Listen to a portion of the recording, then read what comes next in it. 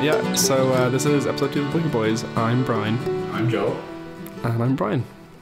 And so basically, if you're just joining us, or if you can't remember our first episode, for you, hopefully it's been fairly recent, but for us it's been a little bit of time since we recorded the last episode. I think it's like a month. It's about a month. That's the magic of podcast editing. So essentially what we do here is we are watching Buffy the Vampire Slayer episode by episode, talking about it, and who are more qualified to talk about one of the most feminist TV shows ever made than two men. In terms of our mutual areas of expertise, I like to talk about things like genre fiction and queer theory and pop culture and trivia. And Brian, what do you like to talk about in terms of Buffy? God, I don't know, characters, emotions. I suppose I'm gonna probably look at it from a slightly more literary theory kind of approachy kind of thingy, maybe. Mm-hmm. I'm not sure. Who knows? I have no ability. I have no skills. I have no skills. I have nothing. But we can both bullshit, and that's what an English degree is all about, really. Yeah, exactly. Which we both have. We did. We both have English degrees. That wasn't incredibly obvious. But we're not Americans. It didn't cost us loads of money. No, it was basically free. It was free for you. It was free for me. Because you're a poor bastard. I was very poor. Mm-hmm. So this is the episode of The Harvest, or as it is known in Finland, Friends and Demons. Friends and Demons. Friends and Demons, which I quite like, and which I think could actually be a great alternate title for Buffy itself. So something I like to do, and something I'd like to do for every television show and every video game and every book I've ever enjoyed, is I read the Wikipedia for it, and not just the official Wikipedia, but like the fan Wikipedia, and I read it to death. So all these interesting little tidbits of information, these Buffy bits, will be coming to you from me. And I think, looking at a couple of these international titles, I might be mentioning them again because they are alternate takes on our favourite TV show. Friends and Demons, what I like about that specifically is that not only is it's actually specifically wrong. Because they're not friends and they're not demons. Well, no, they're not so much. It's like, what they're trying to get there is the fact that they have a friend who turns into a demon there, which are friends and which are demons. Like there's no play there. That's just that's so awful. Making friends and making demons. Yeah. What's this one called? The Harvest. The Harvest. Yeah. Okay. So I like to start off like we do on every single episode of Buffy Boys. Every single one. Brian, if you could recount for me in your own words, in your own recollection, what happened in that episode of Buffy. Okay. I have notes. Can I look at this? Yes. Oh, can I? I still feel that your notes aren't going to help you all that much. Okay, that's fair. Brian isn't great at chronology. Or remembering. Or character names, or what happened. But the emotions he's good at. So from a purely emotional point of view, what happened in that episode? Okay. So Buffy... we started in media res. Mm-hmm. Luke was on top of Buffy. Mm-hmm. That wasn't cool. Luke is a vampire. That wasn't cool. It was a big tense moment in the last episode, but for some reason in this episode it just got solved by some jewelry. Buffy came out of the place. She saved Willow and Xander, but not Jesse. They went to the library. Giles was there. Time skip. What happens next? She has to leave. Principal Flutie doesn't like it. Flutie? Flutie, yeah. I have Snooty in my notes, actually. Oops. Principal Snooty. He's actually not that snooty. So. He's kind of snooty. So then, I'm actually not looking at my notes for this. I'm very proud. What happens then? Buffy goes to the sewers. There's some interneting. And Xander follows her because he's a little douchebag. Creep. He is a fucking creep. And then they find some vampires. One of them is Jesse. He's a vampire too now. Spoilers. They go to the bronze. Oh wait, no, they escape through a vent and out into a power They go to the bronze because it's a Friday night, and that's where the juiciest of the juicy meat is going to be. Tender cuts. And then Luke is there. He eats some people. Buffy kills him. Darla isn't happy. The Master's not happy. The end. I think that was actually quite accurate. That hits a lot of the big points, yeah. Definitely. Well done. Thank you. Gold star.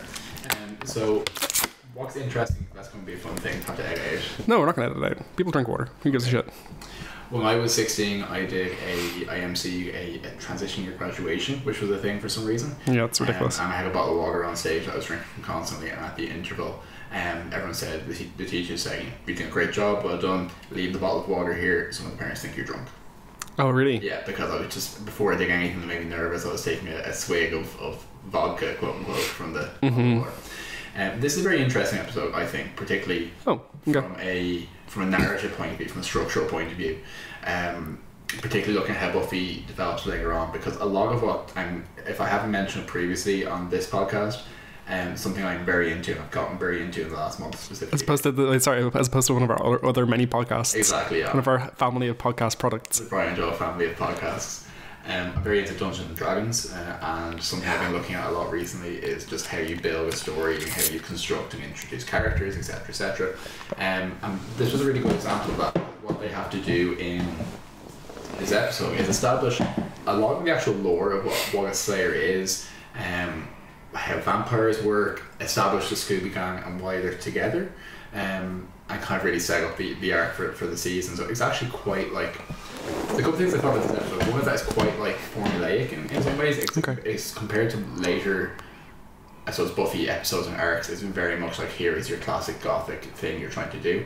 And something which I'll talk a little bit more about later on is that it made me think that Buffy as a universe actually doesn't have a lot of original mythology. Okay. Very little. Like, the Slayer is probably the most interesting thing, the Slayers and the Watchers.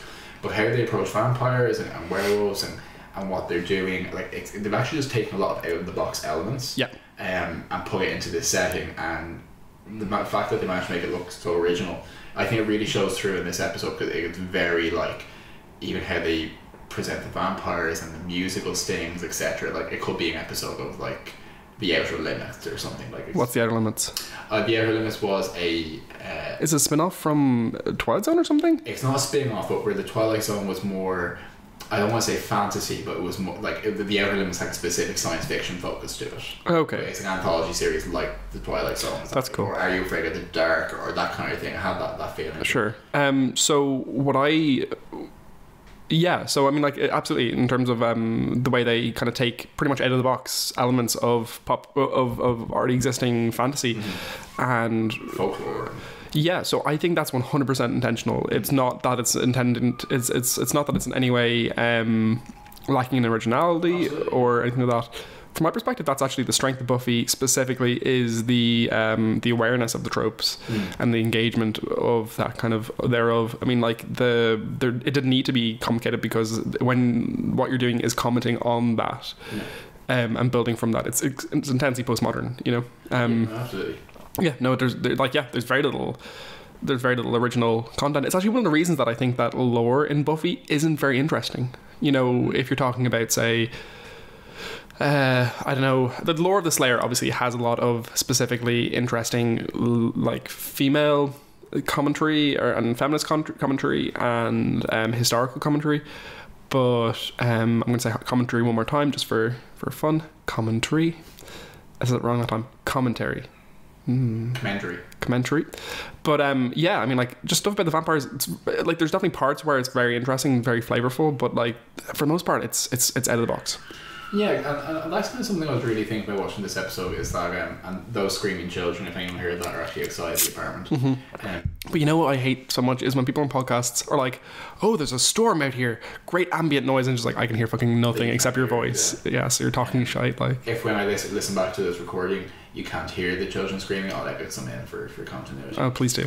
Yeah, but I actually really did realise that, because Buffy is such a unique property and such an iconic property. You know, you think about it, and you think that it must be vampires, the werewolves, the lore of everything around it is really, really generic. And what they've done is taken a single disruptive element, which is this feminist narrative of the Slayer, and just drove it straight through the middle of it. True. And that disrupts everything around it. But that wouldn't work if you were creating something that isn't a vampire, but it's like a daywalk, you know, something unusual. Sure. It has to be the classic, very kind of heteronormative narrative to have like this completely, like, because like that's why it's interesting when someone is like chewing the scenery, or the master is giving a big grand speech and then Buffy comes in and it's like, oh sorry, I was over here doing my nails or something, you know. Sure. That's why it's interesting. But just to work through some, I suppose, work through some of our notes from the yeah, we'll go through the episode just generally. Okay. Exactly, yeah. So in terms of the actual lighting of this episode, because obviously we talked about how season 1 is shot very dark, and later parts, through to season 4, I'd say, actually.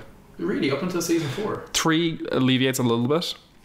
4 is the first season that's like a bright season. True, I think it's particularly pronounced in season 1 because I think they probably just didn't have the cameras for it in some way. Yeah. So I mean, God, it must have been shot in film. I mean, like with the aspect ratio and everything, it must have been shot in film. So it's pre-digital. So I mean, in some ways, they should be able to push it in post-production, or they should have been able to light it better. But yeah, the ISO on the film must have been fucking crazy low, or they must have been just very, very low budget lighting. Because or maybe it was just like a stylistic choice. But it's interesting. No, but I don't think it's a stylistic choice in some places, because there were shots later in this episode where the camera looked into the audience in the bronze for a dramatic reaction, and it was just a black screen, which you couldn't see anyone anymore. No, it was a black screen with tiny flecks of red, and it was just there was no humans there. Yeah. But a lot of what's interesting about Buffy in terms of how they present it is it's not Transylvania, it's not this gothic European setting, it's the contrast of this like bright sunny California, you know, kind of like vegan yoga hipster culture, and then like the really dark European folklore in there as well in the sewers. Yeah, sure, that's absolutely true. I that's why I wonder if it was like a stylistic choice. But then again, there if that was the case, you would shoot like some scenes like that. But there are scenes in this episode even where it's just shot so fucking dark. Like in the library at one point, you couldn't see Xander's face for the most part. It's not a terrible thing, but true. You also have to remember that like they're shooting this for a television broadcast in 1997. So I mean, like, it must be earlier than 97 actually. Because some of the music in this episode with some bands, I'll be talking about music later on, with some bands that broke up in 97. Okay, cool. So 96, great. I think 96 makes sense. So, but like it's airing 96 on TV specifically, so CRT TVs. I mean, like it's not going to be high quality, you know, like even airing. So if we're looking at a DVD, even without like a Blu-ray version of these episodes, which I have to presume is never coming. No, can't be done. I don't think at this point. Yeah, so I'll talk about that in a second. But looking on DVD is even like a much higher quality than it was ever intended to be. So they're probably just like, fuck it, no one cares about like how TV looks at this time. But yeah, Blu-rays apparently can't be done because I believe because of the fact that they're just like boom mics in every single fucking shot. If you put it into the 16:9 aspect ratio. Yeah, so pick up for me, Brian, here if I get anything wrong, but my understanding is they tried to do a special edition of Buffy, but when they actually edited from the original shots to make them a bit wider for a 16:9 aspect ratio, there was just like a lot of like wires on the ground and set pieces. Yeah, and they just couldn't edit around it essentially. Yeah, and I'm not sure what happened to that project, if it was just like, who knows really. Okay, so should we start going going through the episode, kind of what happens, or? Yeah, sure. Well, I suppose like the first thing starting out that was really obvious to me is how much they're trying to portray Jesse as a main character. Yeah. Like there's this real motivation of like, we have to go and get Jesse, not just because he is a civilian, but it's because he's our friend who we just met. And there's this portrayal of Xander being really, really good friends with Jesse, even though he never mentions him again, really, kind of after this. Yeah, does he not? He never seems to have any other friends in the future. Yeah. And he's never referred to when they're talking about, like, you know, Xander and Willow in their pajamas when they're like 7 years old or whatever. Yeah. Which also is kind of weird. But one of the first scenes in the episode is establishing this dynamic of that they're in the library in the high school, and it's the first time when they're talking about kind of like, you know, what they do as a gang, and Willow's like, oh, I want to help, but you know, I can't fight, but I got moxie and brains. And so Giles is like, well, you can come help me with the internet, and establishing this dynamic of like Willow as Oracle essentially, sure, from Batman, you know, as the support character. And I'm realizing that like a lot of these tropes are subverted, as we said, but one I do think they play straight, and which I really just gives me chills, is Giles talking about the lore of the world. You know, he has some really evocative lines. Like, for example, he says that, you know, this world is older than any of you know, and contrary to popular belief, it did not begin as a paradise. Sure. And it's establishing this, you know, something that isn't super touched on in Buffy, over the course of the 7 seasons is to some degree, maybe a bit more so in Angel, but this concept that, you know, the earth used to be hell, that those old ones. I imagine anyone listening to this podcast will have a passing familiarity with H.P. Lovecraft's work and the concept of the great old ones and the outer gods and inscrutable, you know, demons from beyond time, but they're very much, again, taking that wholesale and importing this concept into Buffy, but really talking about the idea that, you know, the reason why vampires are here now is the last demon to leave this plane of existence fell on a human and affected it with its curse, and it's the start of this, you know, that kind of always in the background, but it's not. Other shows would focus on that laser point onto that, and that's really just a milieu for this to be happening against. No, absolutely. It's like one of the lines is waiting for the animals to die out and the old ones to return, and it was just like, that is not something that is consistently touched upon. I mean, there's no the big bads don't have great motivations. Apocalypse is usually as far as I need to say, and it's because it's a character driven drama, you know, in lots of ways, or comedy sometimes. You don't need, I mean, like, it's we care more about, you know, Buffy getting her heart broken than we do about like old ones to return. But that was, I mean, when he said that, I was like, I do not remember that that attack to this whole thing. I didn't know that. I was like, I did not remember that there was supposed to be like demons before people walked the earth, or that there was hell before people came along. Did not so it is something that they touch on a little bit, but you need to be like me in the sense of paying attention to this like useless information, because the mayor, the demon he turns into, the purebred demon, is meant to be one of the original old ones. Oh, cool. And one of the characters from late Angel, Illyria, who Fred turns into. Oh, sure, an old one. And they go to the deeper well, and there's all old. So it is there in the background. But this concept of the vampires having, you know, gods they worship, or demon gods that they're with, you know, it's much smaller than that. Most vampires are just trying to get drunk. I was gonna say, like one of my notes here is that, like, vampires do not fucking give a shit about, like, you know, restoring the world to a hellscape. They're enjoying it. They're like, they're super. They're not very good foresight as a species. Vampires are mainly in it to get that good juicy blood. And vampires actually aren't that. I don't think vampires would do very well if it was hell on earth, because they're quite weak in terms of how monsters go. Mm-hmm. And what I think is interesting with that is that they're kind of a dark mirror, as they're meant to be, obviously, for humans. Yeah. Because the trope about humans in any kind of fantasy or genre setting is that while they're not as strong or as fast as any individual monster, they're versatile. You know, they can do a lot of different things. And they have numbers as well. They can spread. Exactly, and that's what vampires are. Essentially, they're the humans of the demon world, as it were. That's why Dracula's appearance in season 5? Yeah, first episode of season 5. Is very like, it's nice and touch, because he's not particularly strong. No. He's not particularly, like, you know, incredible or anything. One of the things I was going to say at the beginning of the episode is that we need to talk about the fact that the last episode ended with, you know, a cliffhanger. It was Buffy about to get bitten by Luke, and it was a big tense thing, and it resolved in literally 3 seconds. And I know that's how these things go.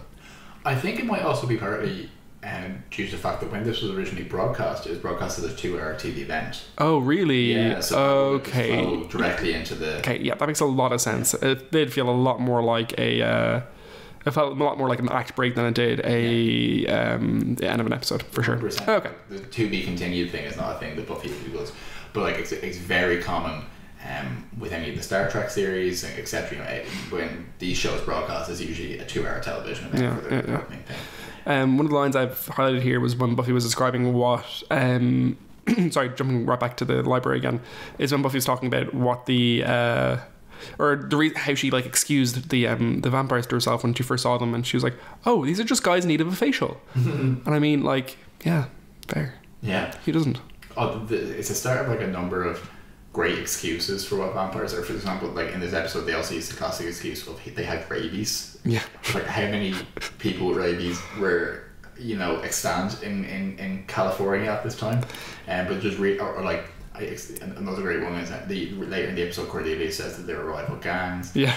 Guys on, if I get this, I'm not a big drug expert, but PCP, is that it? I think PCP is one of them at some point. PCP was a real 90s, like. Yeah, I think they come back to that a lot. The idea that they're just like on drugs, essentially. But something else. So in this whole exposition scene where they establish, like, this is the Scooby Gang. This is they don't call it this yet, but they're forming the Scooby Gang. And one of the things that Giles says is, for as long as there have been vampires, there have been slayers. I'm like, I'm not sure if that's entirely correct. Yeah. Because like, it's very much that they, and obviously that's something they can come back to later, but it's just a weird, retcon that they do as they go on. Yeah. Something which Buffy kind of carries through the 7 seasons as well is this idea that she's the only person who can handle this, and she really establishes that, the idea that Slayers don't have a support team usually because they get killed.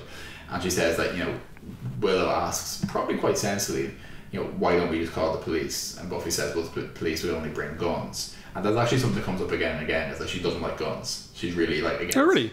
Yeah, like guns themselves don't come up super often in Buffy, but when they do, they're like these. She says these things never work, and it's very distasteful of them. You reckon that's a bit of a comment? I think it's probably a little bit of commentary there. I don't think commentary. Main issues of the show, but it's, Buffy definitely is quite anti. This is just going to exacerbate the problem, essentially. Oh, interesting. Cool. Yeah, I believe it. Jaws was good in that scene. He was good in this episode, actually, generally. Yeah, Jaws is very British, and he hangs a lampshade on this himself at one point, but he says to Willow, if she can wrest some information from that dread machine, i.e. the, box-like Apple computer that they're using to hack into the building commission to download plans for the sewer system. And actually, this is, again, in terms of just laying this framework that they can hang a story on in future, this idea that there is tunnels that go, for some reason, like quite spacious tunnels all over town that allow vampires to get from one place to another. They can hand wave that problem later on. Which has a very classic Buffy line, where Xander asks, about the vampires, can they fly? And Buffy says they can drive. They can get where they need to go. Yeah, no, I know. One of the things that I have noted here is one girl in all the world just doesn't seem practical, and it's always been a thought of mine. It's there are plenty of vampires. Maybe they should have gotten more Slayers, and obviously that's a big thing in the later seasons. But just it just seems like an insufficient plan. It's not a scalable economy, essentially. No, it's not. Who knows? I quite liked in the interaction with the little drop-ins of the Master talking to Darla and Luke. One of the lines was, actually here we should say we were watching this episode together, but we made sure not to discuss it while watching it, which was really difficult because we wanted to keep all our discussion for this. Yeah, we talk a lot, apparently. Yeah, who knew? But one of the parts that I really enjoyed was the Master being like, it must have been a Slayer, and then in the next scene being like, was it the Slayer? Do you have any proof? And I was like, well, you're the one who fucking deduced that it was the Slayer, so probably not.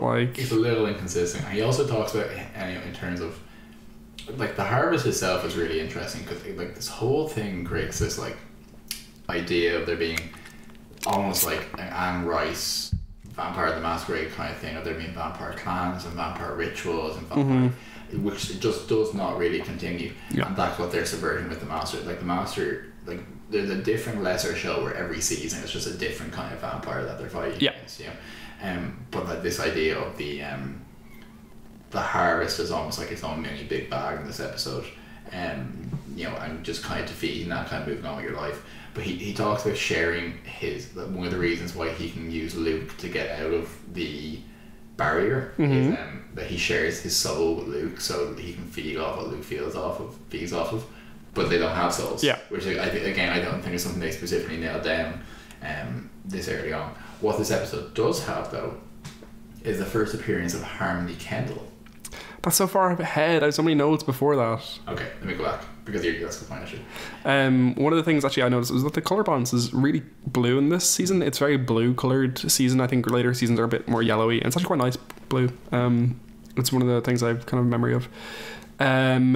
One of the lines that I really enjoyed, and just it's the Willow being a hacker thing. Is it was a subtitle thing. It was Giles saying, "I want you to go on the net," which just was hilarious to start with. But also the subtitle was capitalized N in net, classic. And it was just such the World Wide Web. Could you please go on the net? And it was so I know, it was really funny and cute. I have some.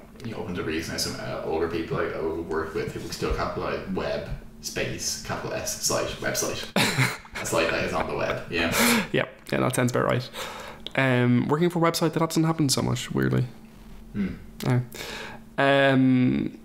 Yeah, no, absolutely. One of Buffy's lines was, "God, I am so mentally challenged." Yeah, which was a bit questionable, wasn't it? Yeah, Buffy, you're better than that. But also, like, what she figured out was that there was a secret tunnel. It's like, I cannot believe I didn't realize there was a secret tunnel there. It's like, no, that's yeah, that's pretty normal. Yeah. Okay, so Buffy escaping school. Yeah, this is interesting to me because what is again establishing is that, you know, this idea that she is not a free agent in the world, she's still a 16-year-old girl. Yeah. And they're really trying to hammer, and she's 16 at the moment, 15 or 16? 16. They're really trying to hammer this home. This idea, like, they're fighting vampires, but she can't leave the school grounds, you know? Mm-hmm. And just jumping forward a little bit, like something that ties it up together later on is with Joyce. Yeah. Which again is kind of a great, like, classic Buffy juxtaposition of Joyce. For one thing, Joyce saying that she'd be listening to self-help tapes to try and deal with Buffy. Yeah. Which is like, you know, dealing with your Slayer, you know? Being a good mom to a teenage Slayer, that kind of thing, you know. Worried that your daughter might be the Slayer? Here are some some tips that may indicate that that's the case. Yeah. You know, grass stains on her knees. Unusually sharp dowling in her bag, you know. Okay, I was going for a different tack there, but okay. Yeah. Oh Jesus. But what Joyce says is like, yes, I know you're 16. If you don't go out tonight, it's going to be the end of the world. You know, it's like, yeah, it is, yeah. Yes, Joel. That is just text. Title show, yeah. Title show. 1 second. If we're going that fucking far ahead, thank you, Joel. I'm drawing connections. You're drawing connections, but like I don't have my notes for that part here. 1 second. The line that I thought was good there was everything is life and death when you're a 16-year-old girl. Yeah. Which I thought was just like, it was just lovely, and like that's definitely the title of the diary entry for that day. Yeah, that's the promo for this show. Yeah. But no, in terms of her leaving the school, oh my god, I have to go back now. Sorry, 1 second. Okay, good, go. You have to think about two things at once. How will you manage? Yeah. I know. So what do you want to say about her leaving the school? What was interesting there? She flew. She did fly. She managed to fly. Yeah. She just like, you saw her feet and then her feet were on the other side. Well, you see, Principal Flute, he said to her that, you know, you're a good sensible girl with your feet on the ground. And did he say that? He did. That gave her the power of pun to allow her to do it. And actually there's a lot of this in this episode. Sweet flips. She does a few flips. Yeah.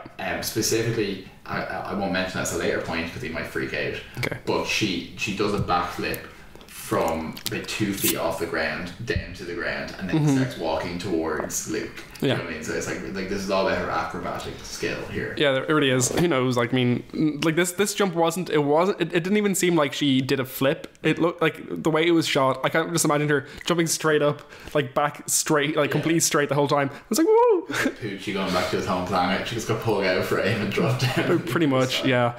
Flutie also has a weird thing there about like, oh, actually, you know what it probably is? Oh, this is so awkward. That's probably composition shot. That's probably they probably like cut out the part in the middle where they had her walk around. They probably just had her like jump up and then land down in the next shot. As opposed to, I was like, oh, they probably just had like someone like jump up onto a crane and then have someone jump off a crane in the next. But no, there's probably a composite shot. That's really awkward. More simple enough. Yep. Also, Flutie was saying a weird thing about British people having problems. That was really confusing. The line was, I'll find it here 1 second. They've got the royal family and all sorts of problems in Britain. I was like, yeah, I suppose. I mean, like, does he think that British people do more drugs or have more crime than Americans? Because they don't. See, because every possibility that some people watching Buffy when this aired might never have met a British person. Yeah, true. And they're kind of learning it through this lens. True Giles. What a pleasure. Yeah. He is what all British people are like, I believe. So the next thing I have is about Harmony. Are you got Harmony yet? Let me just check. Sorry. Oh no, Xander goes to save Buffy. Oh yeah. Cunt. There's an awful zoom and music while Buffy enters the mausoleum. Apparently, that's one of my notes. And generally throughout the episode, there's a lot more musical cues than we usually have in Buffy, and it's very like played straight. Like there's sad piano at one point. Yeah. There's a violin sting when when Xander goes to rescue. Yeah, there is a She turns around and there's like, there's that kind of like classic horror thing. Yeah, for sure. How is the next thing you have about Harmony? There was a whole scene with Angel in the middle there. Literally, my notes goes from Buffy isn't allowed to leave school grounds to first appearance of Harmony. So maybe she appeared earlier. You're writing your notes physically. I transcribed them. Oh, okay. Weird. Okay, weird. But yeah, no. So Buffy then runs into Angel. Sorry, no. She's looking through the like mausoleum, and she's like, "I'm gonna go in." And Angel's just casually fixing his cuffs, which I thought was like, quite handsome actually. That scene also establishes this idea that Angel is at odds with the other vampires. Yeah. But does not establish yet that he is a vampire. True, actually, good point. Yeah, but they very much like indicating that he's a part of this whole kind of scene of vampire interaction. I also was paying close attention to this and Buffy's reaction. She just completely accepts that his name is Angel. Yeah. He says my name is Angel, and she doesn't even blink at that. That's a pretty name. Her name's Buffy, Joel. True. She's not one to judge. Angel's a far more normal name than Buffy is. Like Buffy and Angel could either be the name of one of the most iconic couples in history, or your two dogs. Do you know what I mean? True. Or your two fish. I think two goldfish could be named Buffy and Angel. Angel also does a lot of puppy dog face. He just does generally, yeah. Yeah, in general, there's a lot in this episode of people saying things, and then where in real life the other person would have to react because of the awkwardness. They just walked away instead. Yeah. But Angel did that thing where he just gave the puppy dog eyes rather than actually answering her question. I mean, there's a reasonable response, I think. One of his things was that he said that when she arrived at the mausoleum and she's like, I figured out that there's a trick entrance or whatever. He's like, actually, I thought you'd be here a little sooner. It's like, it's been 12 hours. Like, it was just last night she was attacked here, and he's like, I thought you'd figure this out earlier. And it's like, she was fucking asleep, like, probably. Or, well, she wasn't. She didn't go home. But, she had school. She got here as soon as she could. Don't write her, but that's just rude. Not fair. Yeah. He also, Buffy ribs him for having no friends, and he's like, oh, I don't have any friends. Yeah. That was really funny. Which is actually something him and Xander now have in common. True. Hopefully in later episodes they'll become the best of friends. They actually are. That's canon. I've read a lot of fan fiction about about Xander and Angel being best friends. So that's good. It's horrifying. Yeah, no, it wasn't even sex things. It was just them being best friends. It's kind of sad. And this doesn't exist, Joe. I'm being funny. Oh, okay. Yeah. Okay. Funny. Just put your hand maybe being funny so I know. Okay, cool. All the podcast listeners will be able to listen to them. All three of them. Hi, Mom.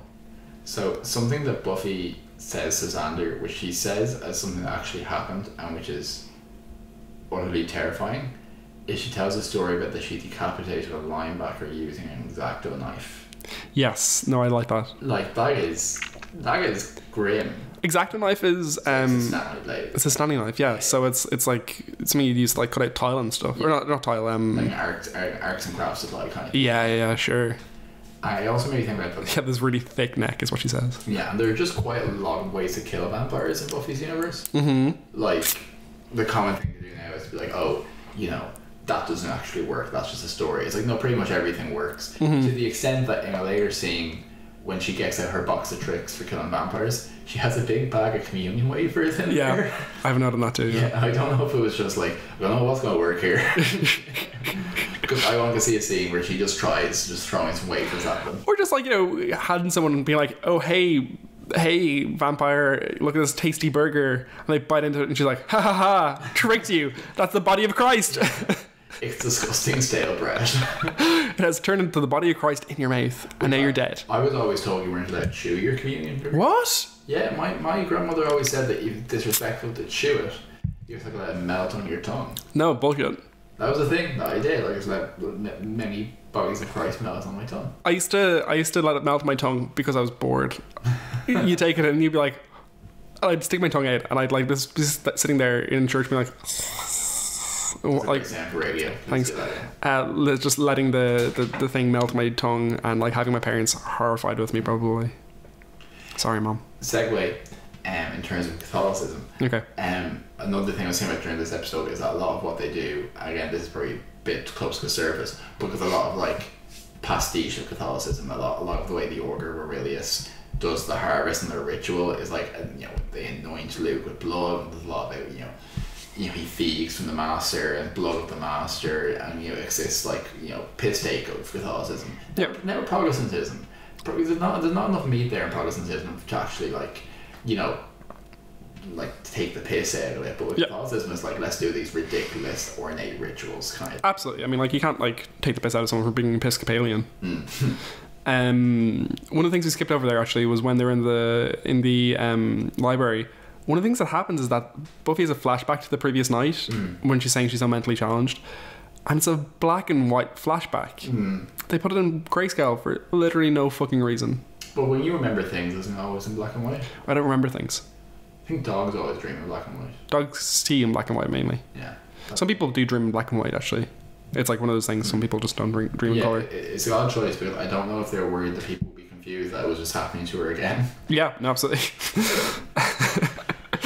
It's also just like so unnecessary, especially if like you're sitting down to watch this as one TV event, being like, here's a flashback to earlier in the episode.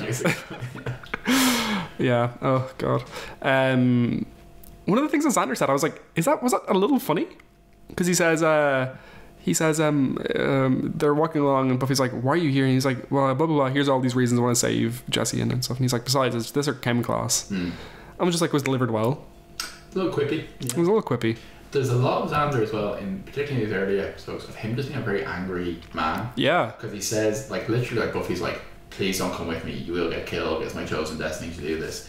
And he says, sincerely, he says that he is inadequate, it's fine, I'm inadequate, I'm less than a man, whatever. You know, like, if Xander was here today, he'd be an insult. Like, that is like, that culture of 100%, you know? Yeah. He is just angry at the women around him, which is like, he's a foil. Yeah, I know.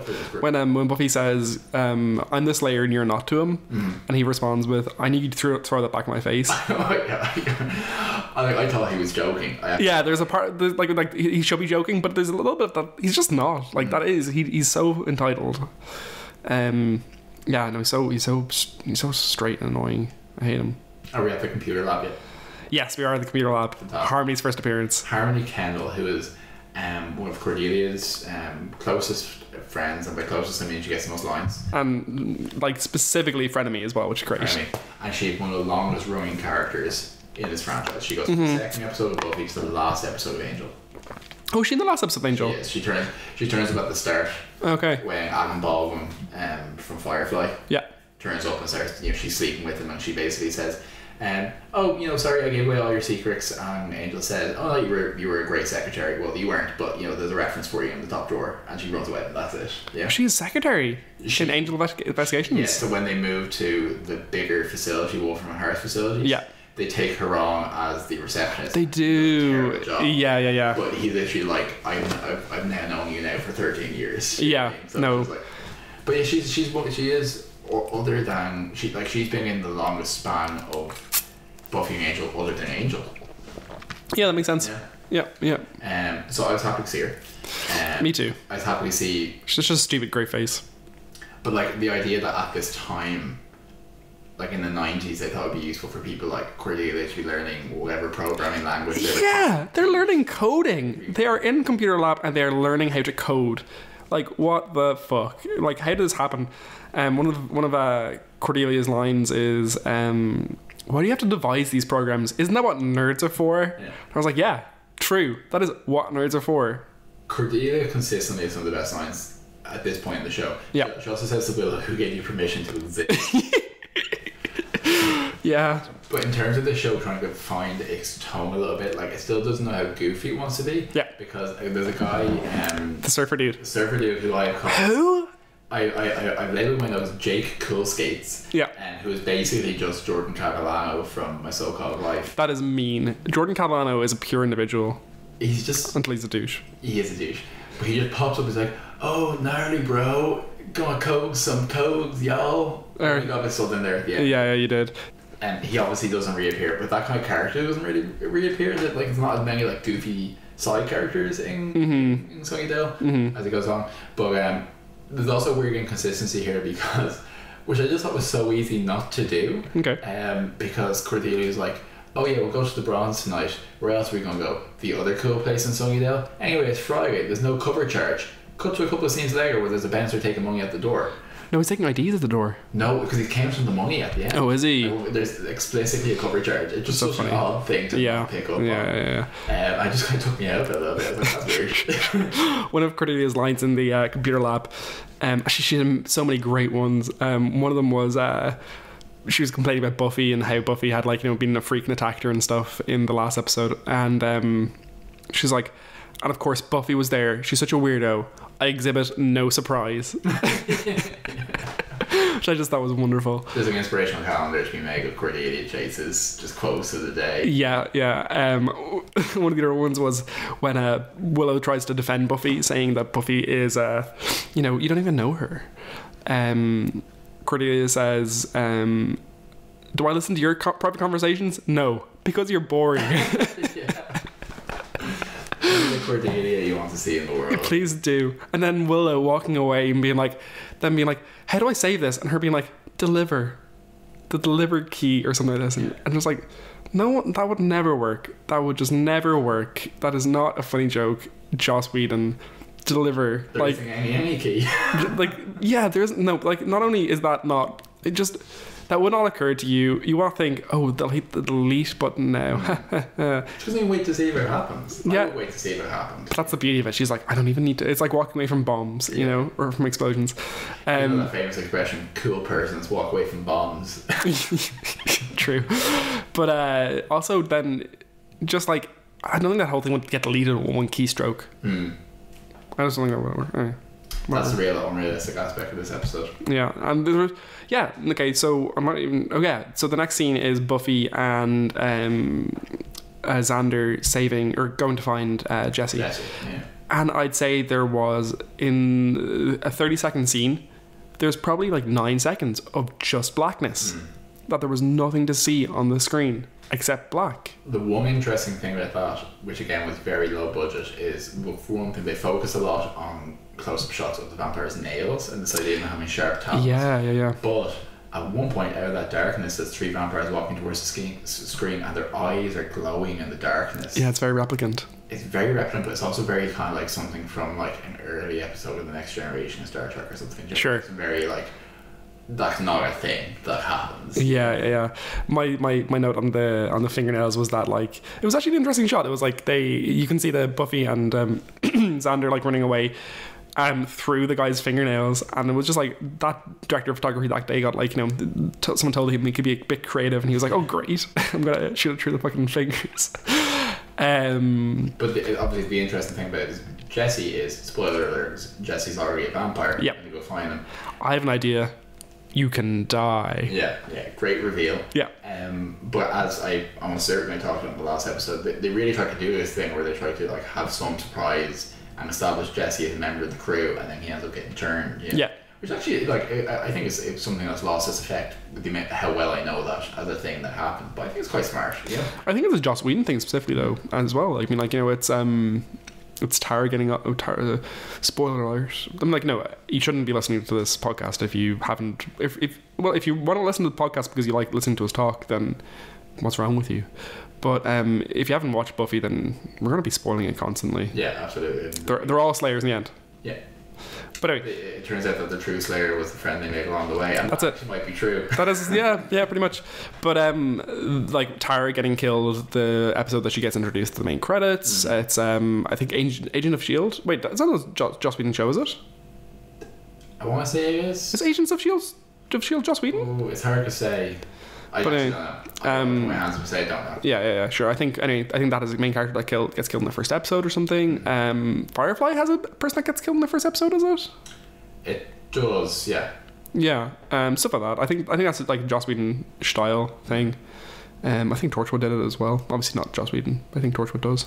Yeah, Torchwood was very specifically had a character that not only was set up as one of the main characters, but was in all the promotional pictures, all the interviews, was very much one of the main characters on the team. So I think that was kind of very, very well done. Yeah. Torchwood incidentally is an anagram of Doctor Who. Yep, sure is. But that's a different podcast. Jesse revealing that he's a vampire. One of his lines is, "I can hear the worms in the earth." What? Can he? That's weird. Yeah, I think vampires are very prone to exaggeration. Bigging themselves up. I found, and I say this as a compliment, I found that Jesse came off a bit gayer after he vamped out. He did, definitely. And there is that thing of like vampires being like a little bit metrosexual in a way. Yep. You know? And a little bit more European, big flowy fucking sleeves. You know, Wizard sleeves, yeah. And Spike with his, you know, black painted nails, his silk shirts. You know? Yeah. I love it. You know? Yeah. With that confidence he gets as a vampire, it's also a little bit kind of like, he looks like he's taking better care of himself. Yeah, when he's in the bronze, when he arrives and he's trying to woo Cordelia and being kind of gross to her and telling her to shut up, he's clearly just put huge amounts of mousse in his hair because he suddenly has volume in his hair. It's just like, where did this come from? Why is this? But yeah, no, definitely, that's definitely a thing. Is that like with the confidence, they definitely do gain an air of like questionable sexuality for sure. The only straight male vampire I can think of is Angel, and he's not straight, so but he's played very straight. He's played very straight. Angel has canonically had sex with Spike. True. That other thing that has happened.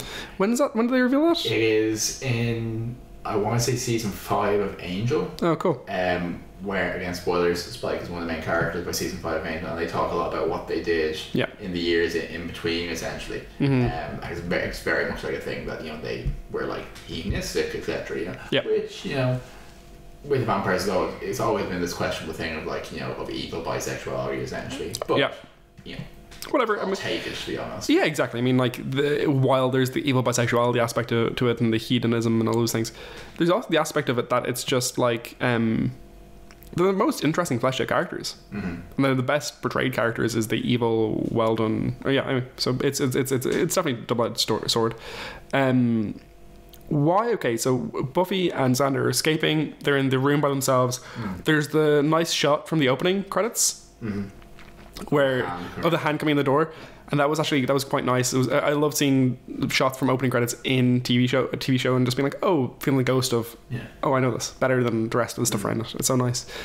But when they're in the room, the vampires are all just sauntering towards them. They have a zombie like quality to them. Yeah, they're just like walking along. They're just like, oh hey, you're just gonna be like, you know, walking into your room, and it's like, vampires run. Yeah.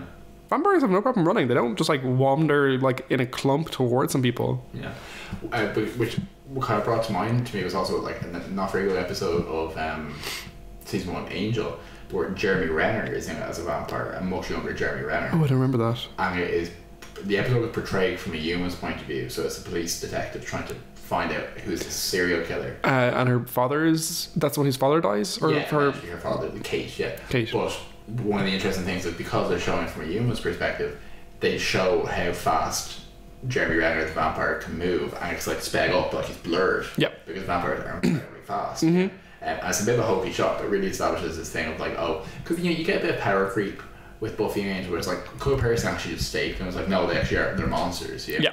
But in this scene, they are very much just shuffling towards them, like classic Romero zombies. So they escape, they get out into the air, and they're in a power bank, which was really weird. It was like, I don't know, it kind of felt like they found somewhere with the sewers they could crawl out of, or I don't know, probably every sewer that anyone's crawled out of in the 90s on TV was this sewer. But Xander's wearing a chain on his belt. So in terms of fashion in this episode, actually it wasn't a lot of terrible fashion. It was all Xander. Yeah. So Xander is wearing, like, which is probably one of the most believable teenage things he does. He's wearing big baggy jeans with a big fuck off metal chain hanging off of them. Yeah. But in an earlier scene, which is funny because they comment on how sometimes you can tell vampires are vampires because they're wearing things that aren't in fashion. Yep. And yet they're usually dressed like Xander. And in one episode he's wearing a big, 2 sizes too big green shirt that has a pattern like bark on it and has green mushrooms on it that are the size of my fist. In this episode? In this episode. Missed it. Well, see, I have a keen eye for that fashion. Of course. But it's like literally fist-sized mushrooms on it. You know? Actually, just before I forget, in terms of teenagers and teenagers fighting evil crime and all that, sure. The actress Mercedes McNabb that plays Harmony is actually 16. She's a teenager in the show. Cool. Actually, that's great. I love when teenagers play teenagers in TV. Yeah, it made for great watching in My So-Called Life if nothing else. So. Yeah. But like not a lot of terrible fashion in this episode, but literally everything Xander wears in this is just genuinely terrible. Yep. No, I'd agree with that. Yeah, actually, the fashion this episode was reasonably dull. There wasn't much to be noted. I didn't see any pieces where I was like, whoa, like Willow's wearing the fluffiest pink jumper I've ever seen or anything. So yeah, that's fine. So they go back to the library and they kind of gear up to head to Bronze to stop the harvest. Something that Giles says, which is again a horror trope of mine, which I love, but he says that the Spaniards called this town Boca del Inferno, roughly translated the Hellmouth, and anything that's roughly translated in horror will always give me chills. Of course, yeah. It's his first introduction to this idea that it's mystical convergence of, again, it's giving you a plot hook, like why do bad things keep happening here, Yeah. But as we were saying, Buffy goes home, she opens up her trunk full of communion wafers. Yeah, and they have a scene with the Master talking about Buffy getting away. And one of the lines he has, and it's incredibly dramatic and so stupid, is she walks free when I should be drinking her heart's blood right now. I thought it was wonderful and so stupid. Is heart's blood better than regular blood? Heart's blood is it is. It's higher percentage. No, I've no fucking idea. No, like I mean, it's all heart's blood. True. There's no other source of, well, no, it's not the source of the blood. Anyway, it's stupid. I hate it. And then, or I love it, is what I meant. And then the Master puts his finger into the guy's eye. He does put a finger in the guy's eye and he says, "You've got something in your eye," before he stabs him through the eye. But again, I think what's there is they're trying to establish that like the Master isn't a flat villain. He's funny. Buffy's funny. If people are funny in Buffy, they might kill her. Yeah, true. Do you know what I mean? Because then they can see a little bit around the walls of what they're doing. Yeah. So I think that's again specifically trying to establish him as a bit of like a credible threat. Yeah. And rather than just like blah. Sure. No, he's well established to some degree. Also, and I've never seen this film. I don't know if we're young enough for that not to be a problem. But apparently Mark Metcalf, who plays the Master, was a main character in Animal House. Oh, cool. And so when he says "you're all weak," that's a reference to a famous line of his from Animal House. Oh, weird. Completely off my head. That's crazy. Is he the dean in Animal House? Niedermeyer is a head of some house. I think this show was old enough. Yeah. That I think he might actually been one of the students. Oh, weird. Yeah. There you go. Anyway. Interesting. That was in that scene. Yeah. One of the things they refer to here is the big earthquake in 37. I think that's referred to after this episode. I think that's actually something they continuously refer to. Yeah, I think they established that there was an earthquake. And, I don't know if they ever established how there happened to be an earthquake around the time they tried to open the Hellmouth or whatever, but it is a thing. There was an earthquake, yeah. And I appreciated that. And they said it was 70 years ago. Sorry, no, they don't say that. Like the Master says, last time he tried to escape was 70 years ago. Which that's the way people talk. Yeah, sure, but that's when it syncs up with the big earthquake in 37. That's 60 years ago. So that's I thought it was good. There's also some absolutely awful organ music while the Master's doing his thing. It's the worst MIDI organ music, and I hated it. And then Luke drinks the Master's blood. Why? It was so gross and stupid. His soul. Wrist blood. Yeah, it's like his soul. Heart blood, his wrist blood. Yeah, so that's why it is. It's for the wrist blood. Okay, good. But like again, this is like super obvious when we were talking about anything to do with vampires. But there's just so much sexual connotation to a lot of this stuff. Like there's that intermingling of like Jesse's confidence around sexuality and all that kind of stuff. Sure. And being sexually forward, but like. You have to like that whole drinking the Master's blood. Like there's something very fey about how he presents his wrist, and then Luke drinks. It's like quite gentle while being monstrous at the same time. It's weird. There's definitely. I mean, like I think that's part of the the evil bisexual kind of thing around vampires is that it's not a gendered thing. There do seem to be vampires who are like, yes, feed me a young girl, she'll be beautiful or something. A lot of them are just like, I'll bite anything that live or whatever, and I'll feed on them, and it'll be a weird sexual thing, but it won't be. They don't care if it's what gender the person is. I hear that. Yeah, I don't. So they go back to the library, obviously, and they're having their kind of like they're breaking the news that Jesse's a vampire, and Xander is just obnoxious. Still, I mean, like he just lost his very good childhood friend who he's never going to refer to again. But Jesse Eisenberg and motherfucking Jesse Eisenberg. and he kicks a thing. I'm just like, oh, stop making me hate you. It's so easy. It's too easy. Do you remember him kicking the thing? I do. It was very toxic masculinity. Yeah, it really was. So yeah. There's what I thought was a very momentous moment was Giles having his first part where he says, where they're like, so what have you found out, Giles? What's gonna be happening? He's like, well, what about the end of the world? Or how about the end of the world or something? And so like, yeah, it was wonderful. The first of many apocalypses. Yeah, absolutely. Apocalypse. I have in my notes Apocalypse number 1. Apocalypse. This is the start of our apocalypse count here on Buffy Boys. Yeah, it's a couple. It's quite a few. Yeah. It's probably goes as far as like 20 or so on the show. Well, at one point, I don't know when it happens, but and this is a reference to the fact that Buffy used to air on Tuesdays. Mm-hmm. But Buffy has a line where she says, "The apocalypse again must be Tuesday." That's cute. Yeah. He's airing in Ireland on Thursdays. Thursday was Buffy Day. Yeah, well, it took 2 days to get across the ocean. It's probably months. You know that like TV shows used to air months out of sync between Ireland and the US? So like when I used to watch Grey's Anatomy, Grey's Anatomy used to always be like 6 months behind on Irish TV. Mm-hmm. It was before like you could just like stream it in advance, and I'd say just they realised that we can't air this like separately when you're able to just get it online immediately afterwards. Yeah, no, and that's the thing that's actually gone away these days, is that like you actually do get things immediately these days, which is good. And yet people still manage to spoil Drag Race. Yeah, that's difficult. That's different. That comes out during the night. We just can't watch it until the next night. It's not fair. There's also a line from Buffy or Willow. I haven't noted down who it was, but it was this town's a mystical who's it. I thought that was nice. It's very much tying into the whole kind of like, I don't know, Buffy demystifying things. Yeah, no, it's cute. Yeah, so they decide that they're going to go to the Bronze.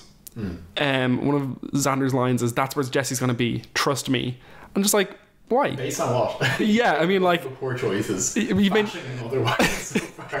It's true. He followed Buffy, making himself incredibly difficult the whole time, but also just like you don't seem to know Jesse all that well. But also like the vampires they're not basing their plans based on like, what does Jesse want to do tonight? Yeah. Hey guys, we're gonna we want to drink some blood. Does anyone have any strong preferences as to where we go? And Jesse's like, we have to go to the Bronze. They're like, oh, you have a very strong preference. If nothing else, you think that would be like an indication that they definitely wouldn't go there because he's their friend, and they'd be like, Jesse would definitely go to the Bronze. I feel like vampires would like foresee that. But anyway, everyone was like, yeah, okay, we believe you, Xander, because you're grieving and stuff. But just like, no, fuck it. Like, no, that wasn't a sufficient explanation. Yeah, I wasn't satiated. Yeah, I just wasn't. So then we're at the Bronze. No, we're actually not. There's the next. I can't believe how much missing stuff you have here. This is so weird. That was me making an assumption. Okay, no. The next scene is Joyce. Yeah. So Buffy goes to, she needs to pick up some supplies, which is like, again, she has these already. Yeah. She has these. She's expecting this a little bit. Well, she always has to be prepared. So we have the Joyce scene of the episode. Joyce scenes are always going to be the best scenes in every episode. She's the best character in the show. She is. Joyce is amazing. She's just constantly so full of sarcasm, and she's so fed up, and she's trying so hard, damn it,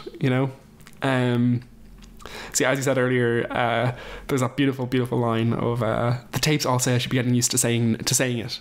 No.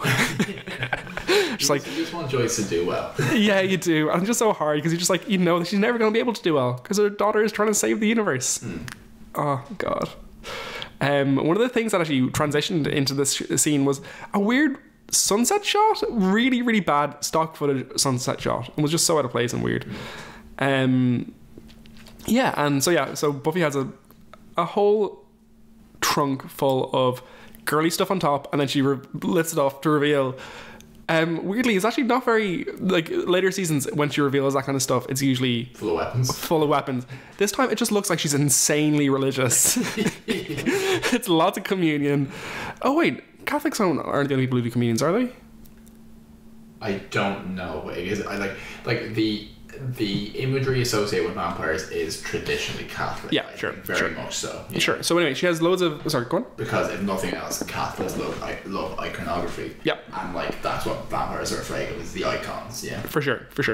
But yeah, no, it's just it's a trunk full of holy water and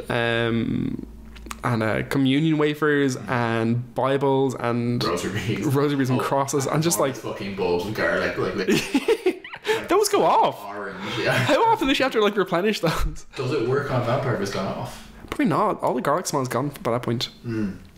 But no, it's such a mess. I mean, like, if you found that, you wouldn't be like, my daughter's a slayer. You'd be like, my daughter is a whack job. Fucking hell, my daughter is a girl from the 40s in Ireland. Yeah, so that was wonderful. And then Joyce is like, no, you're not. You have to stay home. And Buffy sticks a very pointy stake up her sleeve. And slides out the window. Very gently, but very kind of like, you are nigh invulnerable. You can survive a drop from 6 feet. Yep. And then we're going to the Bronze. Yeah, so we're in the Bronze. Yeah. Scene. So Interior. So there's a couple of things here. There's just the, again, reasonably attractive bouncer, like big burly guy. Yeah, sure. I'll take it. IDs and money and all that. There's Cordelia just giving a wildly accurate recollection of, what's actually happened with Buffy to her friends. But one thing which I thought was that she didn't quite land for, she tried to say something where it's like, she's like, oh, but senior boys are so much more attractive, and she's like, senior boys, and I'm sure what the script said here was, sexy or amorous noise, but she says senior boys. Just like haunting sound. It's just not cute. Yeah. One of her lines here was excellent. It was not because it's expensive, because it costs more. Yeah. I'm not sure what the reference, what the stuff around it was, but I just enjoyed it. It was just very good idea. So she said that when I go shopping, I have to have the most expensive thing, not because it's expensive, but because it costs more. Stupid bitch. We're just I love her so much. She also says like a really weird, sad thing about Jesse, where she's describing how he followed her around the club last episode, and she says, "I just want to put him to sleep," and it's like, no need. He dead, bitch. She also says that he's like a puppy dog. I just want to put him to sleep. It's like, that's not the default action with puppies. Yeah. The thing I leak. She's a puppy dog whisperer. She goes around putting puppy dogs to sleep. Oh wait. Oh, she means like put him down. Well, like, yeah, I kind of assumed. So, because you don't actually. I thought you meant like, like a puppy dog. You go around to a puppy dog and you go shh. You never call that putting to, because you don't want to be misunderstood. True. I don't think about dogs being put to sleep very often. Moving swiftly on. Yeah. There's a sequence there of the vampires arriving, set to some dramatic rock music, which I actually thought was reasonably cool.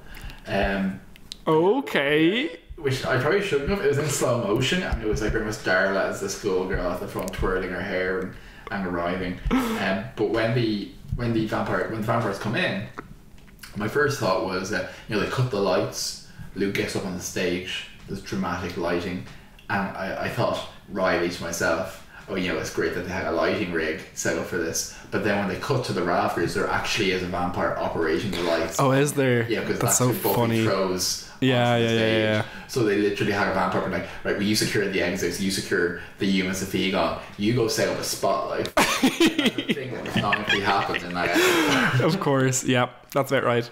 Vampires are extra as shit. They are so extra. They're so ridiculous. One of the things that I thought that scene when Darla was walking into the club was just ridiculous. For one thing, it was incredibly low res for some reason. I'd say it was really slowed down. I'd say they just like had to zoom in some way, but it looked like shit. It looked like absolute shit. Her walking in, like doing the twirly thing, I was like, oh my gosh, this is too much. So yeah, I didn't think it was very cool. Also, turning the lights off in this show is just a bad idea. We couldn't see anything. Poor planning, yeah. We just couldn't see anything. One of my notes here is, where did the band go? But it wasn't a band playing, so. Specifically, yeah. Yeah, and then Cordelia actually says that. But we've established she's a liar. So. One of Luke's lines here is, it's just so like typical vampire stupid shtick, which is, he's like, there's no cause for alarm. Actually, there is cause for alarm. It just won't do any good. He's practicing that way. Yeah, and then the guy getting eaten, the bouncer they bring in, I think he's the only black guy in season 1. There are very few people of color in Buffy. That is true. Oh yeah. Are there any like main characters? There are. Principal Woods. Yep, Principal Woods. Sorry, I completely forgot about that season. There's a couple in only one or two in Angel, but in Buffy, kind of Kendra. I'm kind of blanking otherwise, to be honest. Like Principal Woods' mother was a Slayer. Yeah, sure. This was the other one I was thinking too. There are a few. Yeah, but like 3 characters over 7 seasons. Yeah, it's not great, and I think actually, with that being too serious, it personally would be worth keeping an eye out for if you watch it, because it's not something. Like, I have a pretty good memory for big characters on this show. Yeah. There was one of the Mr. Trick, who was a vampire running Slayer Fest. Yes, true. Black as well. Oh, another one actually. One of the one of Riley's compatriots. Yes, well, what was also, but it's not great, and like people of any color other than white essentially on the show. Yeah. Dawes' sexual partner. Oh, good point. Oh god, I can't remember her name at all. The British lady. Oh, it's something British, like Cassandra or something. We'll get to it, but it gets later down the line. But very much not so in these early seasons. Yeah. But the scene progresses, and this is our first proper fight scene that we see Buffy have, where she kind of beats the bad guy. And in establishing a pattern, she does this not just by confronting Luke, but by tricking him, by being smarter than him, essentially. Yeah, true. And the trick being that she smashes a window to let some artificial light in from the street and tricks him into thinking that it's dawn, which is, now they have a lampshade on this, is incredibly stupid of him, but also he reacts and starts screaming as if he's burning. Yeah. Before he feels anything. True. Like, if I don't think if I put my hand down on a hot hob, I hadn't actually hurt me yet. I don't even think in that circumstance I would start screaming. So this again is very, very extra of him. Yeah, it really is. Yeah. No, for sure. One of the references there is "Don't go wild bunch on me," which I didn't get. It's a pop culture reference went over her head, I think. Yeah, sure. I'm going to Google that quickly actually, just because I'm what's Wild Bunch? I guarantee it's going to be some kind of like Western. Yeah, no, it has to be epic Western film. Okay, but an aging outlaw gang trying to adapt to changing modern world of 1913. Graphic violence, portrayal of crude men attempting to survive by any available means. Okay, well, I don't get that at all. Something that the teenage audience of the show would really related to, isn't it? Of course, yes, definitely. Yeah, and there's also like just a little beautiful montage there where Luke is eating people, where he's like going back and forth between him, the master, and the master's getting all his powers, and it was just so ridiculous. And then Cordelia gets dragged up on stage, and Cordelia is about to be eaten. She's like the next one, and she just screams so fucking ridiculously. It's wonderful. It's like, yeah, no, it's wonderful. I loved it.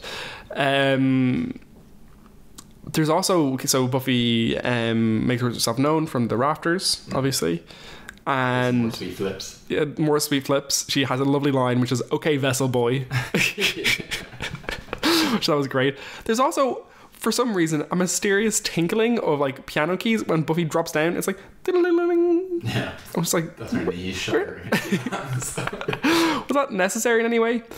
And one of my questions here, okay, for you, Joel, do you always lose the staking implement when the person gets dusted? No, and I noticed that as well. So when she dusts Luke. No. This is what I'm thinking of, is when she dusts the guy with the pool cue a few minutes beforehand, because she does this great thing where she lands down and the guy's running at her and she just kind of stabs to the side. It's very typical Buffy, just being like, I can do this in my sleep. And the pool cue, it falls away. But it's one of those questions I always think is, it seems like if you remove it before they get dusted, you keep it, but if it's in them when they get dusted, it disappears. Yeah, it's pure. It's really narrative convention based and what's convenient, because like she obviously has, like it would be very impractical in a fight scene if like you have to carry like one mistake for every person you killed. Yeah, no, absolutely. But also when they're dusted off screen in this episode, you don't hear them dust. Yeah. It's just that she stabbed something, yeah. This episode, I found that too. It was actually a little bit unsatisfying when she stabbed, like when she dusted that guy. You didn't hear any like yeah, or off screen or anything. It was just like he just fell away. Okay, and then you had a really great part where Buffy throws a cymbal from a drum set at one of the vampires and beheads him. And Xander says, with a heads up. Heads up. Yeah, and then we have a POV shot. Rude. We have a shot on the symbol, from the symbol's point of view. Yes. It goes into his neck. Yeah, no, it was awful. It's something to me with that. Oh, it really was. Yeah, no, for sure. Jesse, so they have a little interaction with Jesse and Xander. This is quite funny now. How Jesse dies. Yes. Funny. I thought it was kind of appropriate. I thought it was actually quite interesting. But Jesse is like, they're chatting away. He's lisping something awful. The amount of like lisping that you get in this show whenever anyone is vamped out is insane. Yeah. They cannot say S sounds when they really trying to work around the prosthetics. I really actually genuinely think that they probably try to script it to avoid S sounds when they have people vamped up, because they can't. No one can do it. No, of course not. Like, I don't think even a vampire physiologically in fiction will be able to do it. Yeah. No, for sure. It's just it's actually ridiculous. Jesse has a weird dig at blind people where he's like, no one of the sighted community would ever go near me. And it was like, I don't think blind people are going to go near you either, Jesse. You're not a very nice guy. You're quite aggressive. Yeah, I think it's just like, you always have to run that line with things. There's like, well, people are offensive in real life. So if you're writing real people, you're writing offensive lines sometimes. But it's like, yeah, no, it was unnecessary. I don't know. It wasn't that bad, really. Yeah, so the way that Jesse gets staked is that Xander has him like up against him with the stake, and he's like, Jesse's like, you're never gonna do it or whatever. And Xander's having a real like moment there. He's real like, oh, what do I do? I'm gonna kill my friend. It's gonna be awful or whatever. And some girl runs into him and accidentally pushes him onto the stake, and he gets dusted. Yeah, I thought it was actually like well written, actually, specifically. Yeah, it was like it worked. It also made Xander the first person with them Buffy like it was going to stake someone. Yeah. But it's also just a bit funny. Like I say, like goofy in a way. It is. And again, it establishes this thing that when presented with the smallest bit of wood, vampires' rib cages are like the outside of raw apples. They collapse. No, it really does seem like the case. So one of the scenes here is in this dirty, messy fight scene is Darla pouncing on Giles and just like going at him, but the way she pounces on him is real, like it's really funny stagecraft. It just looks like she's like flying at him, and it's ridiculous. And Giles' true form goes down like a sack of bricks just straight away. Yeah. Oh, that man just cannot, like, he is not a combat character. He really isn't. He cannot take anything. And then so Willow comes along with her little bottle of of holy water and throws it in Darla's face, and Darla just starts screaming and and that poor stunt actress just runs out. Like fucking like smoke running all over off her face and everything, and she's like screaming, running away. It's kind of gross. Yeah. It's great though. There's a lot of smoke coming off her face. Yeah, and Willow's like hero line moment when she's doing this is, "Get off of him." I just thought they could write something better. What would be a better line instead? Get your own daddy, bitch, and then throw it in her face. I stand corrected. That would be a better line. You're right. Oh, sorry. Were you saying that there couldn't have been a better line? No. I was just saying I didn't expect there to be. I didn't expect you to have one like that. I have them ready whenever, Joel. Yeah, but they're all about daddies. Yeah, probably. I have a really. I was trying to decide. Okay, so yeah, and then that's the point at which. Sorry, this whole segment has been like a roundabout way of me telling you, I cannot believe you skipped all the way ahead to Luke's dusting. That was like 5 minutes down the line after all these notes I have, so I can't believe you did that. Talking about the scene is a whole thing. Yeah, which we're going through linearly. Fair enough. When Luke dies, we've never seen a human face. Oh, good point. One of the few vampires. Like, yeah, good point. Actually, that's I remember thinking that. Which is useful though, because he's as an actor he comes along later on, right? Season 3 as the judge. Oh, as the judge. He's a judge. Yeah. I always think he's the guy who pushes Buffy into Anne World. Oh yeah, no, I can past her. See that guy's not as buff as this. But no, because I know that guy has a thing. He's also in a bunch of episodes. He's in multiple episodes as different characters. Joss Whedon TV show. Oh, okay, are they friends? he's just one of these actors, like your one who plays Fred, you know, like just in a lot of things. But Brian Thompson, who plays Luke, is just like he was a great scene actor. Like, he did off-genre stuff at the time. Yeah. Is he in Star Trek at all? Yes, he is. Yeah. What episodes? Oh, it's something where he plays one big in Hawking as well. DS9, I think he plays Hawking bodyguard kind of thing. Yeah, definitely an alien anyway. Yeah, and then we have that brilliant shot from the credits where it's the like zooming up and having the hero shot, like shooting up at Buffy, and she's holding her stake, and like the like looking at it, and all the vampires being like, "Don't fuck with me," basically. And it's in the opening shots, and it's just a great shot. It's there.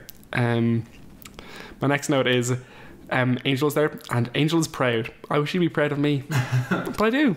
Angel's proud to himself. Like, he talks a lot to someone who isn't there. Yeah, like earlier in the episode when he's sending Buffy off, and sorry, what happens is that Buffy tells him he has no friends.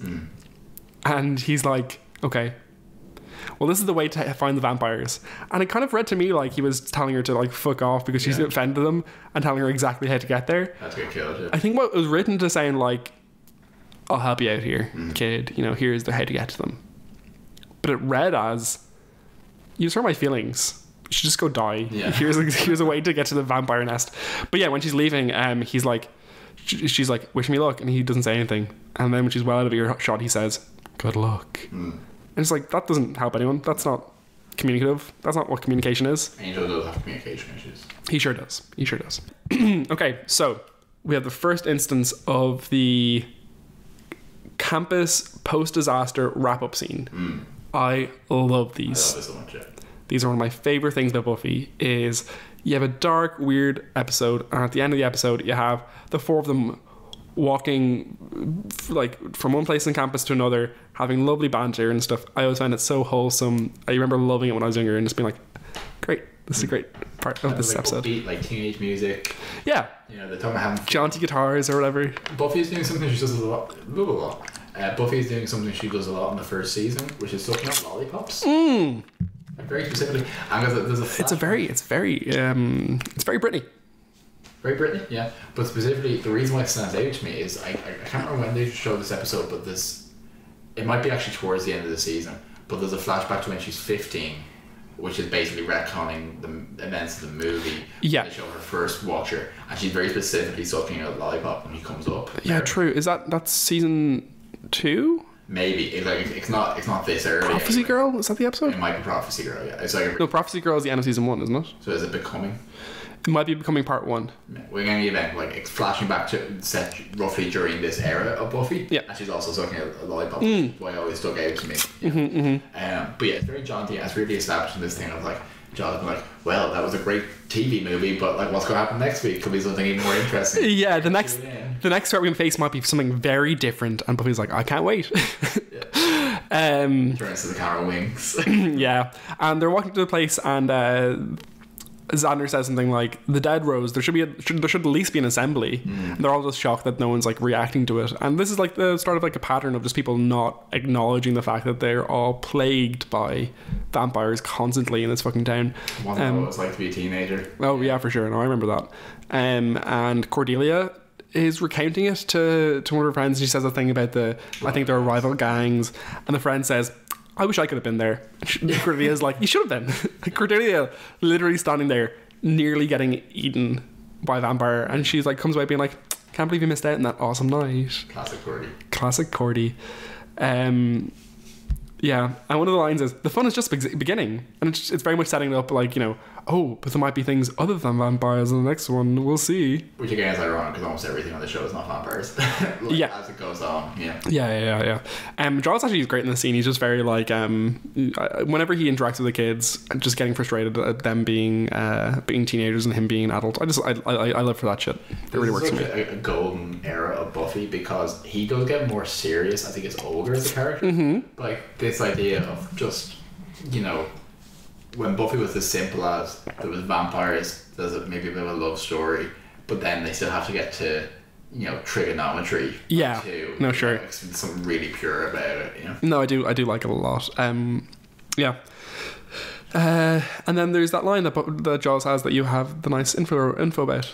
Yeah. So the last line of the episode is they're talking about, how they have to have their weekend plans and they have to go to the mall and all that kind of stuff, and Jaws ends the episode by turning to the camera or towards the camera, cheek left to the camera, and says, the Earth is doomed. And in season 7, towards the end, when they finally defeat the first army, they're walking away again, talking about going to the mall, wondering if the mall still exists. And Jaws turns to away from them and says, the Earth is still doomed. Which is a nice bit of like a callback. That is cute. So can I have a look at my Buffy bits? We'll allow you 2 Buffy bits, but no more. Actually. No, actually. You can have as many Buffy bits as you want. Great. All the Buffy bits. Just the bits. Just the bits. So that's a Steven Universe reference. That's a different podcast. That's our universe. Oh no, there's something. Universe uniforms? No, or Steven Sojourn? No, because it has to be something to do with guys. Okay, Steven Stallions. Steven Soldiers. Steven Soldiers. No, Steven Stallions is better. Steven Stallions? Yeah, I think so. That would be good. I would love that. You'd have to have really short podcast episodes. Yeah, and we don't know how to do that. No, we do not. We've now been recording for 1 hour and 34 minutes. We will be editing. Oops. Yeah, we have to. Trim the fat. Yeah, lots. So Buffy Bits is when I kind of look at basically the Wikipedia, distill it for you if there's anything interesting. So one of the things that Willow says in terms of how Buffy could get kicked out of school because she wants to, Buffy makes a joke about that being something she wants to do. Willow suggests that she could blow something up because they're really not in favour of that, and Buffy says instead she could just do some obsessive non-studying, both of which are things she eventually does. True. So she nearly gets kicked. She does get kicked out in season 2. Yeah. And then in season 3 she blows up the school. Yep. The Slayer Handbook, which is that beautiful vampire prop. Yep. This is the last time it appears in the series. Aww. Unfortunately, what a shame. Very fond of it. Buffy says she isn't strong enough specifically to kick down the front door of the Bronze, which is something she does 5 years later during Once More With Feeling. That's bad writing. It's terrible. I don't know why they didn't anticipate it. Yeah, didn't they know that someone would be writing a Wikipedia article about it at some point? Joel just picked up our cat by the belly, one of our cats by the belly, and threw her off the side of our table because she was getting in the way of our podcast. Actually, that was a consistent issue while we were watching the episode. Was Whiskey was constantly like rubbing your pen, trying to throw off your notes. It was untenable working conditions. But actually, Whiskey, incidentally, is named after a character from another Joss Whedon TV show. That's true. Yeah, she's named after Dollhouse, which I'm not like a huge fan of. You liked that at the time. I didn't know. Yeah, I really enjoyed it, but like I wouldn't go like. I just thought it was. I thought it was Amy Acker's character from. I actually just thought it was a really good character, and I just really like. I thought it was a suitable name. Absolutely. And then the last piece of information here that I have is that in all her scenes at school, Buffy's either wearing a skirt or a dress, but she always wears her pants during her fight scenes. Trousers, and that's something I think consistently they do during the show for very obvious logistical reasons. Yeah, true. But it's something that they always return to. Okay. But like Buffy always wears skirts in school. Yeah, she wears more flowy stuff when she's not in combat, essentially. Oh, cool. That's interesting. Which I think probably works in fiction. Probably just went home myself and go put on my fighting pants. Yeah. Yeah, true. And yeah, just a couple of things to tell you about. In this relationship, every pants are fighting pants. About the death count in this episode. Okay, great. So we're keeping track of how many people have died over the course of Buffy. So there was a few deaths in this one. Are we including Welcome to the Helmeth or? No. Okay, cool. Did we do that for that? I think so. Okay, great. No, I'll go and drop in. Okay, great. So in terms of death count in this episode, there is a vampire that Buffy dusks at the start of the episode with a tree branch that she breaks off a tree in the cemetery. There's the bouncer and unidentified girl are both drained by Luke at the Bronze. Presumably killed. Yeah, presumably killed. Listed as killed on the wiki, so okay, great. Take that as a kill. Yeah, fair. There's the vampire that Buffy dusks with a pool cue, the one she decapitates with a symbol, and both Luke and Jesse die in this episode as well. Yep, that's about right. So what rating will you give this episode? Oh shit, rating. I actually enjoyed this episode probably a good bit more than the first episode. It felt less. It felt tonally just a bit better. It was a bit more consistent. The lore stuff was good fun. I actually quite engaged with that. There wasn't enough Buffy in it. Buffy character. I thought Buffy didn't get enough good lines, but that's fine. What did I give the last one? A 5? Probably. Okay. I'm gonna give this episode 7. No, not 6.5 heads up out of 10. 6.5 heads up out of 10. Okay. Yeah. I'm going to give this 8 pool cues out of 10. 8 pill cues, yeah. Because I think it did exactly what I wanted to do. Yeah. If I'm watching this in the 90s, I'm like, boy, I have to tune in next week to see what happens with this crazy cast of characters. Yeah, and what I think is best about that is that like you feel like you want to do that because of the characters. It's not, you're not like, oh, I can't wait to see what happens with the harvest, or maybe the master will try to rise up again. Yeah. I'm watching it because Sarah Michelle Gellar is magnetic, Giles is wonderful, Willow is fascinating, And Xander is there. and Xander's there. So thanks so much for listening. We really appreciate it. By the time this goes live, we're hoping to have our social medias up there, so that'll be linked in the description of the episode.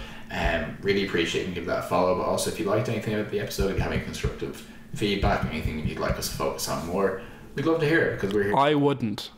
I would love to hear it. Keep your feedback to yourself. I'm editing the podcast. My feelings are so brittle.